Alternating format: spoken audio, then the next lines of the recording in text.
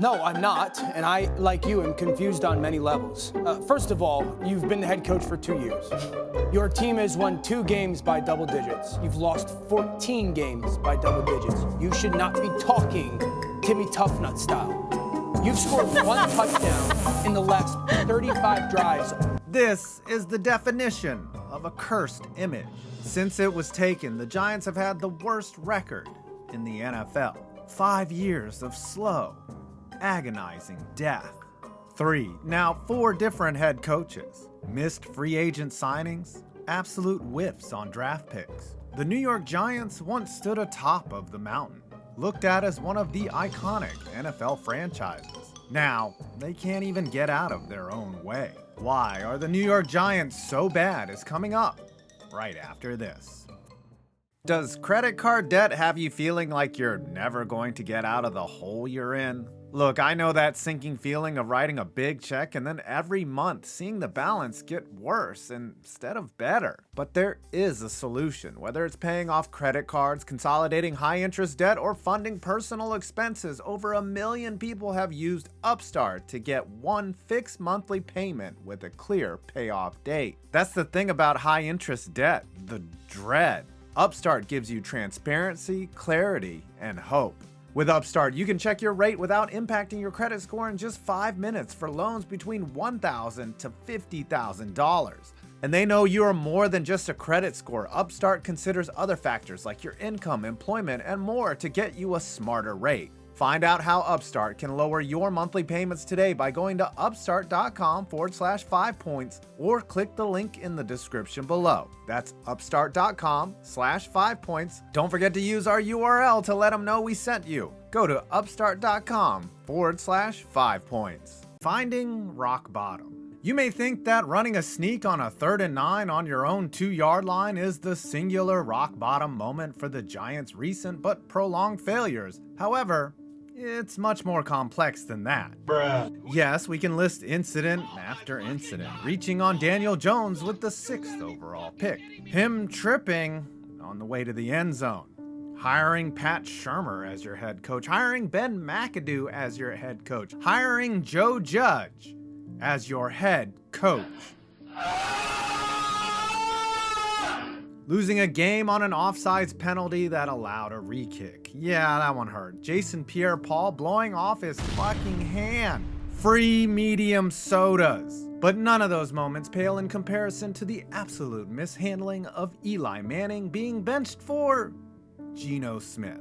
Yes, 5 years ago, 2-time Super Bowl MVP Eli Manning was benched for Geno Smith. The same Eli Manning who just the year before led the Giants to an 11-5 record. The same Manning who was healthy and had a streak of 210 consecutive NFL starts. The same Manning who was not Geno Smith. Yes, Manning's late career decline was precipitous. However, this debacle enacted by both Ben McAdoo and Jerry Reese marks rock bottom for the New York Giants.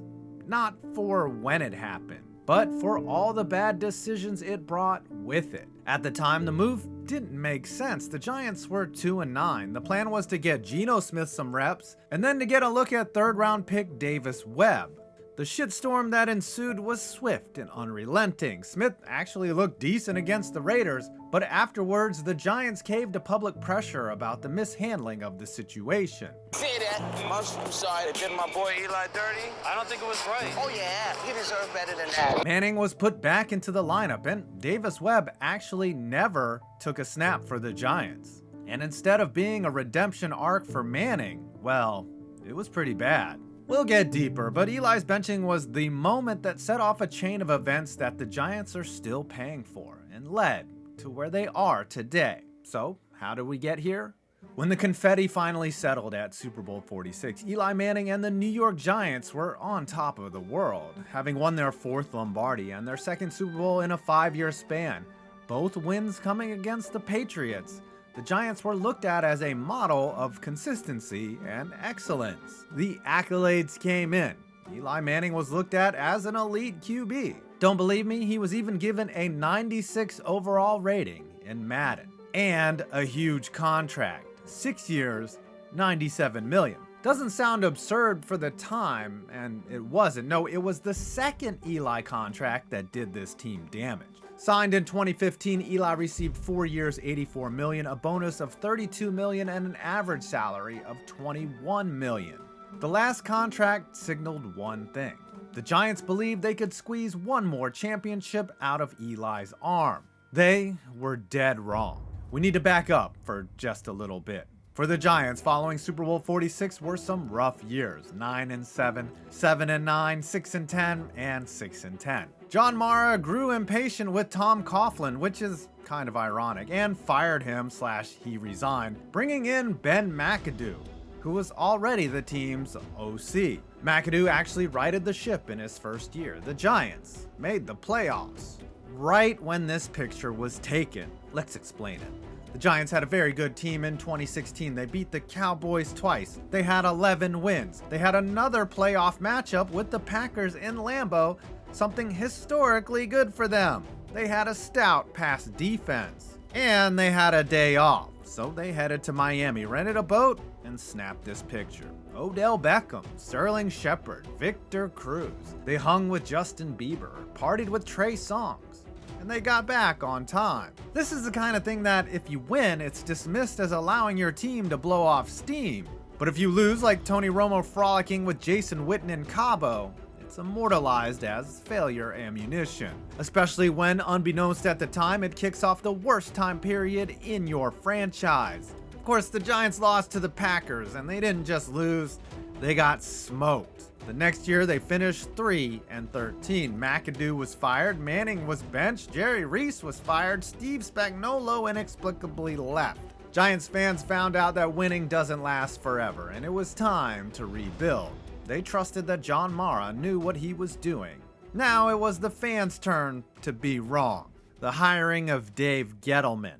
With the departure of Jerry Reese, John Mara did what he had done in the past. He looked to someone who was part of the family to get things done. Former Giant scout and director of player personnel Dave Gettleman was brought in to correct things. On the surface, the hire didn't seem awful. He was with the team for 12 years prior, winning 3 Super Bowls as part of the executive staff. As a GM, he led the Panthers to a Super Bowl. It was time to come home. But like a college kid on winter break, he quickly wore out his welcome. When it comes to Gettleman's trades, you can understand why he made them. Eli Manning's cap hit played a factor, but we can't ignore the players who he shipped. Odell Beckham and Jason Pierre-Paul, both which have won rings since moving on from the G-Men. The Odell trade was shocking at the time. JPP had been franchise tagged prior and kind of made sense, but neither trade made Gettleman popular. He traded up in the draft for DeAndre Baker. More on him later. He traded down last year away from Micah Parsons. Okay, his trades are 50-50 at best, but let's talk about his atrocious free agent signings. Traffic cone Nate Solder, 4 years, $62 million. 30-year-old running back Jonathan Stewart for 2 years, $6.8 million. Golden Tate, who was 31 at the time, to replace Odell on a 4-year deal. Kenny Golladay, 4 years, $72 million, and 0 TDs. And Kyle Rudolph, who was more invisible than Evan Ingram's hands. Despite trading away popular players and bad free agent signings, nothing, and I mean nothing, can be worse than Gettleman's drafting. For a former scout to miss so badly, it makes you question your entire existence. Though fans loved it, drafting Saquon Barkley number 2 overall ended up being the wrong move. Yes, hindsight is 20/20, and despite him being sensational his first 2 years, the Giants missed out on Quentin Nelson, Bradley Chubb, Josh Allen, Vita Vea, Leighton Vander Esch, Minkah Fitzpatrick, Tremaine Edmonds, and some guy named Lamar Jackson. Other running backs taken later were Sony Michel and Nick Chubb. The Giants also drafted Kyle Lauletta that year. That didn't work out. The next year, they took DeAndre Baker with the 30th overall pick. He lasted 1 year with the team and 2 years total in the NFL. Back to the Barkley decision, as that domino led to a lot of bad things. The Giants elected to stay with Manning in 2018 and again in 2019, where they hoped he would be able to teach his understudy like Alex Smith did Patrick Mahomes. That, of course, led to this. Be Allen. Who is it? Oh, no!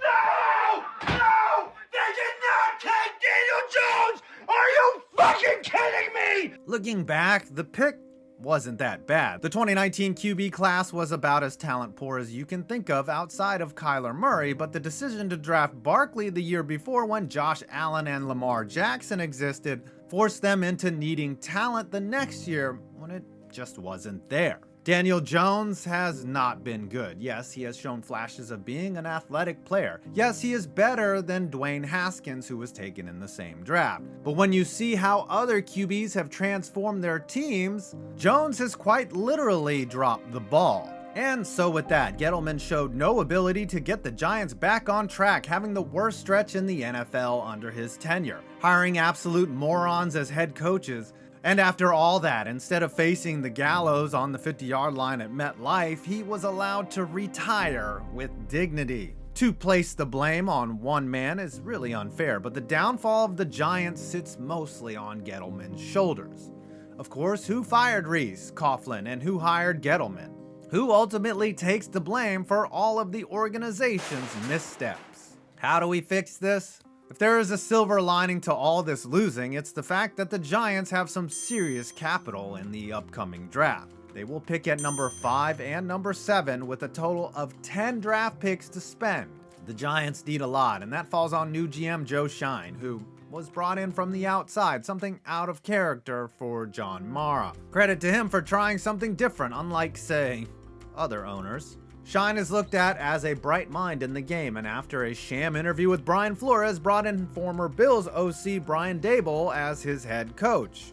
Who knows if the truck-driving Daboll will be any good, but his development of Daniel Jones will surely decide whether the Giants' rebuild is a quick or protracted one. The Giants have some tough decisions to make. Do they cut or trade Barkley, who is nearing his option year? After this season, they have to make a decision on Jones. Lots of veterans are going to be cap casualties. Do they clean house with a full reset or try to pull a kitty goes meow like the Bengals? And I got news for you, Daniel Jones isn't Joe Burrow. These are all questions that need to be answered correctly. Otherwise, 5 years of atrocious losing could become 10. What the Giants need is less turnover from the coaching staff, less turnovers from Daniel Jones, proper scouting and drafting, and solid free agent signings. Then and only then can the Giants become the model organization they once were. What a pretty picture that would be. Well, I hope you enjoyed this video. Please leave a like, comment, or subscribe for more interesting films on sports. I'm 5 Points Vids, and you made it to my next video.